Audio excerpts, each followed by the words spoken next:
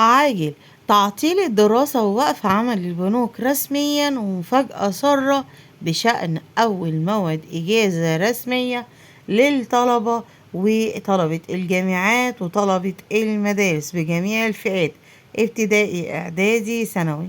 طبعا كله مشتاق لأول أجازة ناخدها أو أول عطلة دراسية هناخدها. تعالوا نتعرف على مواعيد العطلة الرسمية. نصلي على الحبيب المصطفى. اللي مش مشترك في القناة ينورنا ويشترك في القناة، يفعل زر الجرس عشان يوصلوا كل جديد. تعالوا نشوف تفاصيل الخبر مع بعض.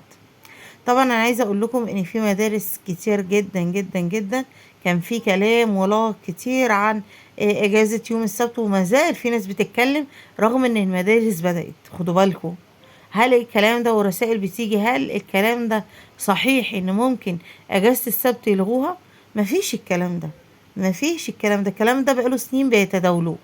فهو مش انتوا بتروحوا المدارس حبيباتي وبيتودوا لكم المدارس؟ طيب بتروحوا السبت ولا بتأجزوا السبت؟ بتأجزوا السبت، الا المدارس اللي هي اصلا شغالة السبت. تمام كده. بس تعالوا نشوف تفاصيل الخبر اللي معانا.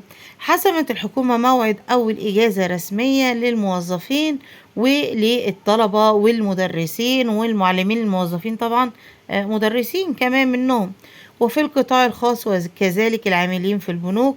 وبمناسبة عيد القوات المسلحة والتي تعد من العطلات الرسمية في جميع القطاعات، ويتم فيها تعطيل الدراسة في كافة المدارس والجامعات.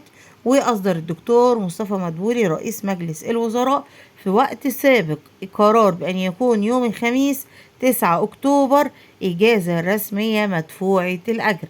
طبعا 6 أكتوبر كان ميعادها، ما خدناش أجازة في ميعادها إن شاء الله أجازته اترحلت ليوم الخميس بإذن الله يوم 9 أكتوبر، وذلك بدل من يوم الاثنين اللي كان 6 أكتوبر، احتفالا بذكرى انتصارات حرب أكتوبر المجيدة. ويشمل قرار العاملين في الوزارات والمصالح الحكومية والهيئات العامة والطلاب والمدرسين والمعلمين والمديرين وجميع الهيئات الحكومية بأكملها.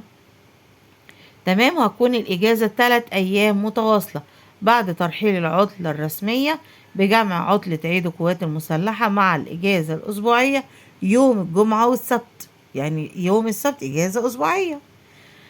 ربنا يوفقكم جميعا يا رب، وإن شاء الله معاكم أول بأول. في خبر طبعا التابلت اللي كله بيسأل عليه، أنا عاملة لكم فيديو عليه إن شاء الله. هنزله لكم، لا لسه هعمله لكم الصراحة، مجهزها لكم بس لسه هنزله، أمنتجه وهنزله لكم. بالتوفيق للجميع.